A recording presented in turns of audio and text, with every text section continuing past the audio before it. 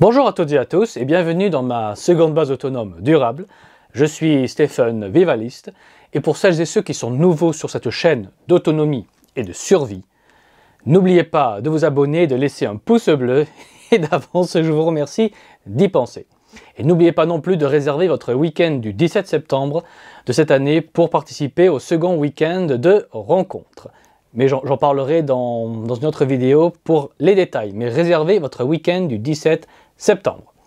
Et aujourd'hui, on va parler d'effondrement et plus précisément de l'évolution de l'effondrement en cours. Et ça va dans tous les sens. Et pour parler vulgairement, ça pète dans tous les sens et les rustines que le gouvernement essaie de mettre en place ne suffisent plus. Bon, je ne vais pas parler de l'explosion des prix qui continue.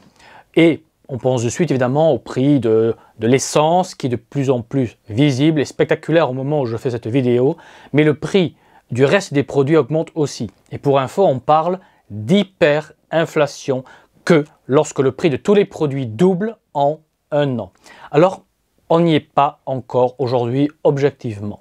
Mais on se rapproche quand même de ce niveau de hausse dramatique, surtout pour les foyers, on va dire, les plus modestes. Ensuite, sur le terrain des pénuries, dites-vous que la pénurie de microprocesseurs s'aggrave. Alors, on pensait que ça allait se résoudre, mais à cause de la guerre en Ukraine, tous les pays occidentaux cherchent à s'armer. Mais voilà, les armes modernes ont besoin de très nombreux microprocesseurs. Donc le peu de stock disponible va aller vers l'armement et va déjà vers l'armement au moment où on parle, maintenant. Donc, on va manquer encore plus de microprocesseurs pour nos ordinateurs, notre électroménager et toutes nos machines diverses et variées. Et va nous impacter, mais va également impacter très fortement notre économie. Car si toutes les boîtes n'arrivent pas à remplacer régulièrement leur matériel informatique ou autre, eh bien, leur chiffre d'affaires sera en baisse. Ce qui se traduira par encore plus de chômage et de drames humains et sociaux. Mais la vraie nouvelle du jour ne sont ni les hausses de prix, ni les pénuries qui s'aggravent, voire la guerre en Ukraine qui s'enlise, promettant de se transformer en longue guerre qui va durer dans le temps. Non.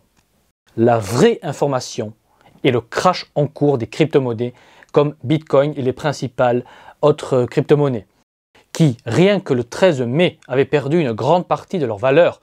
On voit la chute libre, on va dire, des cryptos au moment où je fais cette vidéo. Et rien qu'en 24 heures, ils ont perdu le 13 mai 7,5% de leur valeur totale, soit plus d'1 trillion de dollars. Alors, je sais que ça monte et ça descend tout le temps, mais la tendance sur des mois est fortement baissière, tout comme la bourse au passage, comme les investisseurs en bourse ont pu le constater et le constatent toujours. Et malheureusement, les marchés boursiers en général sont sur une pente difficile.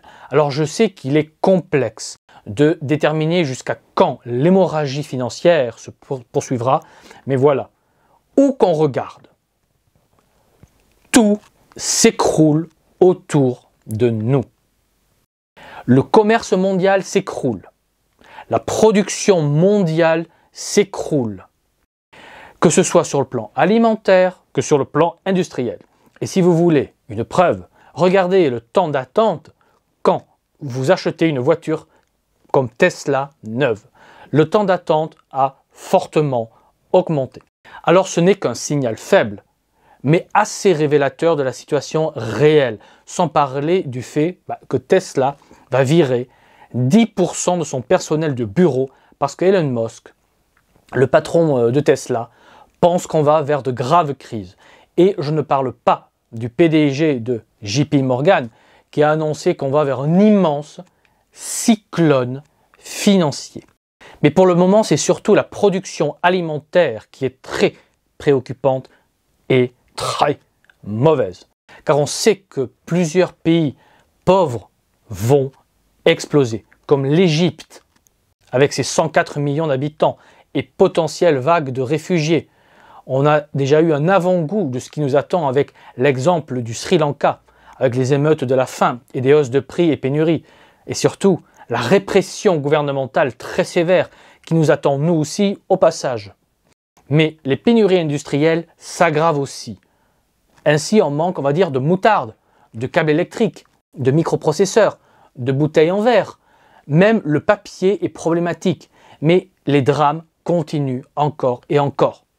Il y a une très forte chute de permis de construire qui sont accordés, car il y a une immense tension sur les matériaux de construction dont on ne parle pas du tout dans les médias de masse.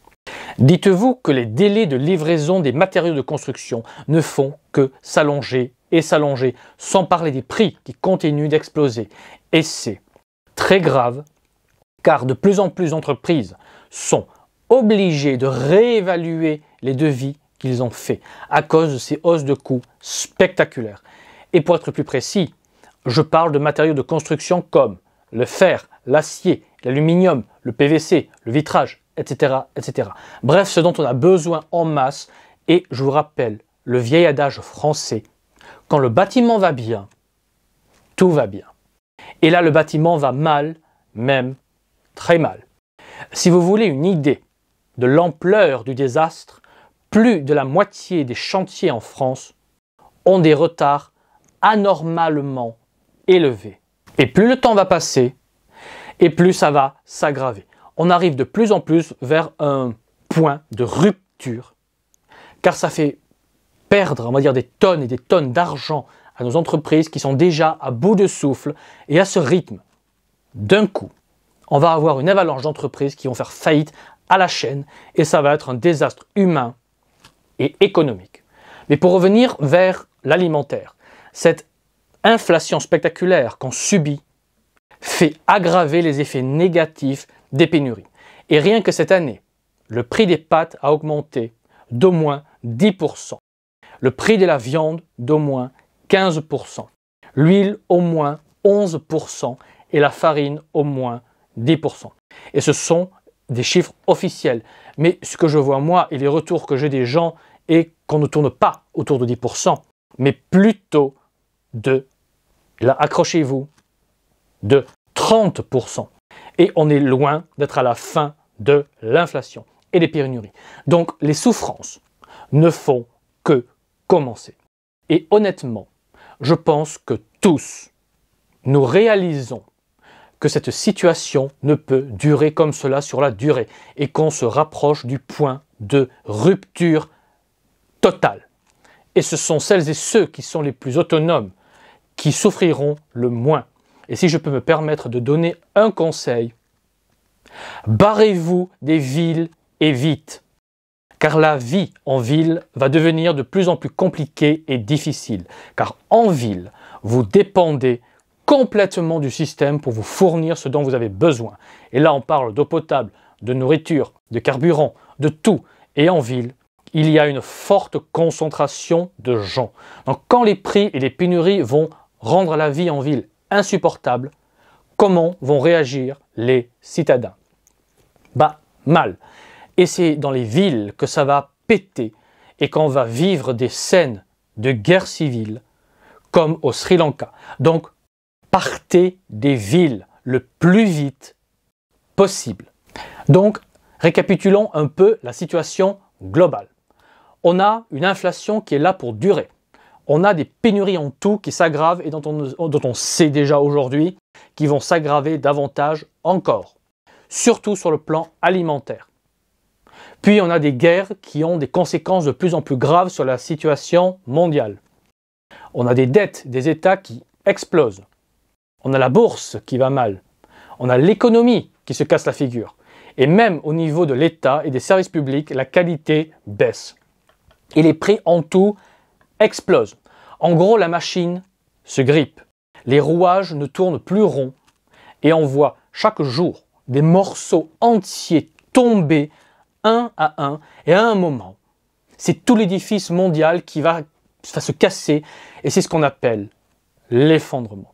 Tout autour de nous indique rationnellement que l'effondrement a déjà commencé et que se préparer est la seule chose qui nous reste à faire. Et on est au début de l'éclatement du monde financier. Donc bientôt votre argent ne vaudra plus rien ou plus grand-chose. Donc, investissez votre argent dans votre préparation. Donc, où qu'on se tourne, où qu'on regarde, tout va de plus en plus mal et rien ne va bien. Il n'y a pas un secteur qui va bien. Donc, nous devons nous préparer à la grande rupture qu'on appelle l'effondrement. Car le système ne peut pas durer comme cela éternellement. Cela ne peut que casser à un moment. On en est toutes et tous conscients. Donc il faut se préparer sérieusement. Et vous allez me demander, mais comment est-ce qu'on se prépare sérieusement? Eh bien, ça se fait sur les 3 niveaux. Le court terme, le moyen terme et le long terme. Pour le court terme, stocker de quoi tenir 1 an et demi de nourriture. Et ne stockez pas seulement, on va dire, de la nourriture, mais aussi des vêtements, des chaussettes, du savon, etc., du dentifrice, pour vous donner du temps et des possibilités pour tenir le temps que les grands changements se fassent. Pour le moyen terme, mettez vos mains dans la terre et produisez votre nourriture et travaillez à votre autonomie en tout. Car avec l'effondrement, le citoyen, vous, moi, sera livré à lui-même pour son accès à de la nourriture, à de l'eau potable, à des soins, et j'en passe. Donc soyez le plus autonome possible. Ce qui me mène vers le 3e point, qui est le long terme.